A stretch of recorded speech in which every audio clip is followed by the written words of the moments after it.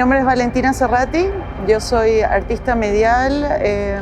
performista y trabajo también en educación y gestión cultural. La pieza que presentamos junto a Camila Rojas Canovio, que es mi socia que viene desde las artes escénicas, es una obra que se llama Atana, que es una creación intradisciplinaria entre artes mediales, biología y artes escénicas. Atana principalmente trata este conflicto que existe con las crisis que estamos teniendo en el último momento, que trata de la explotación de recursos, de la crisis medioambiental y también de la explotación o la alienación del sujeto como un ser netamente productivo, que también nos ha llevado, ¿no es cierto?, al tema de las revoluciones sociales y políticas alrededor del mundo, a vivir un periodo de crisis. Entonces, Atana se ubica como personaje en esta última faceta de la línea del tiempo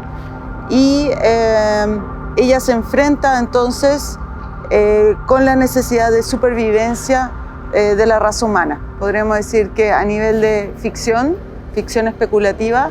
Atana es el último humano o humana, porque además Atana es masculino y femenino,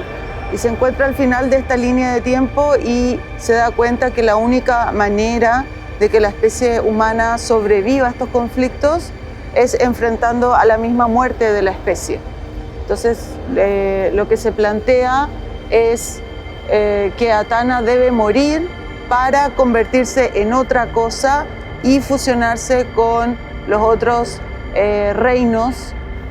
animal, fungi, vegetal, y de tal forma de dejar de ser humano para fusionarse o hibridizarse con otros seres vivos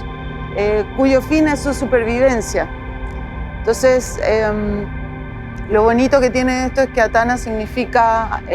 atánatos, que es la incapacidad de morir, ¿no? Entonces, Atana significa inmortal, es un nombre griego que se utiliza para hombres principalmente. Lo personifica Camille Gutiérrez, que es una performista, bailarina, que tiene una contextura y un movimiento corporal que es muy femenino, masculino, y que Atana toma su nombre, como lo que significa su nombre, como herencia para esta importante misión, como para morir como ser humano, pero al mismo tiempo es inmortal, ¿no? Esta es la parte como más conceptual y de ficción que hay alrededor de Atana, pero el espectador cuando entra a la sala lo que se encuentra es con una proyección de arte generativo, un espejo de agua de sitio específico que abarca toda la superficie del fondo de la sala 7 del MAC forestal, y esa proyección hecha por la Pao Olea, que es de arte generativo, se proyecta su reflejo en el agua, ¿no?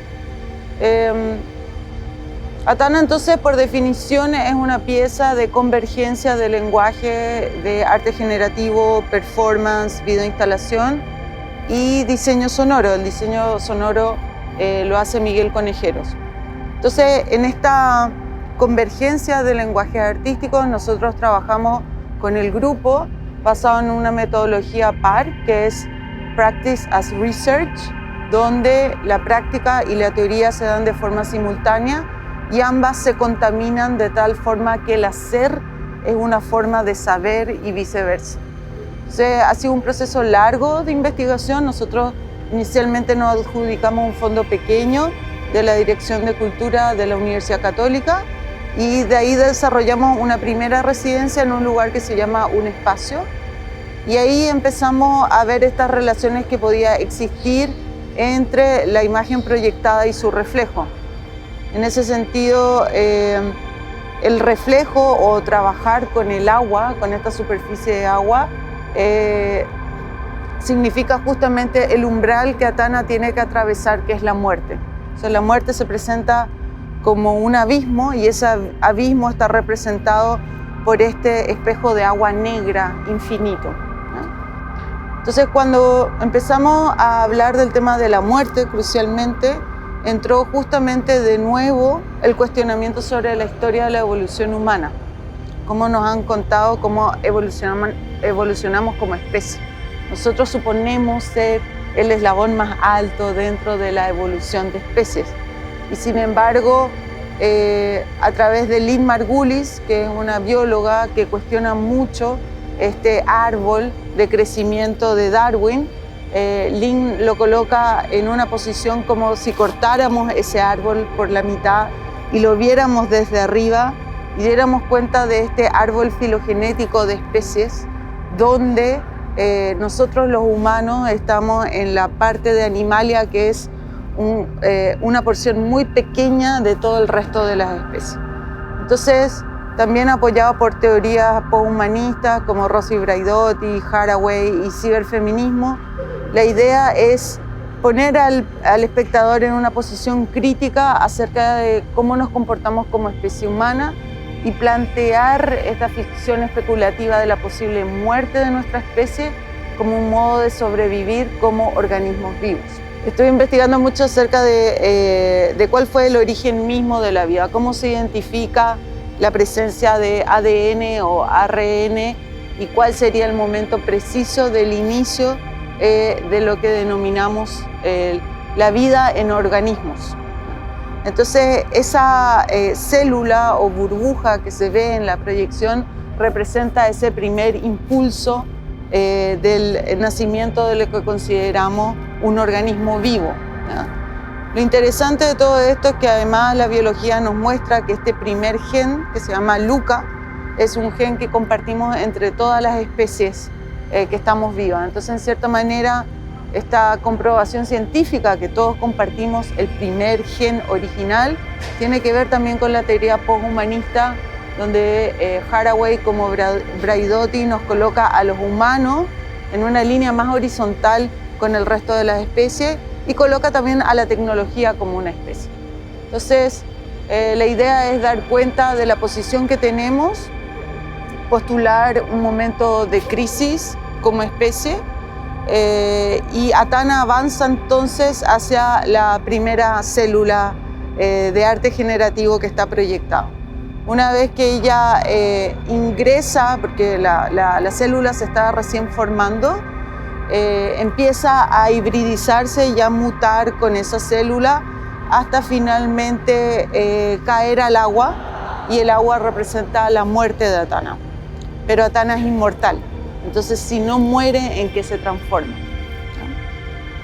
Entonces coincidíamos en muchas cosas, también había este sentimiento a través de la curatoría de umbrales, un poco de ansiedad en torno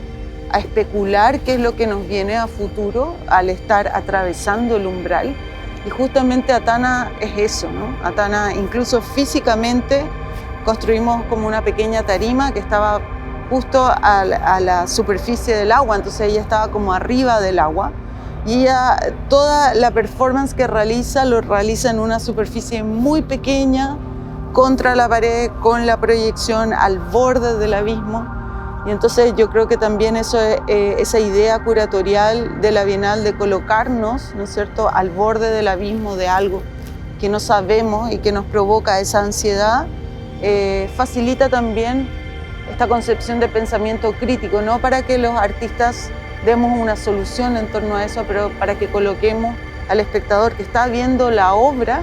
inmersivamente en esa posición, ya sea mental, filosófica, ¿no es cierto?, emocional.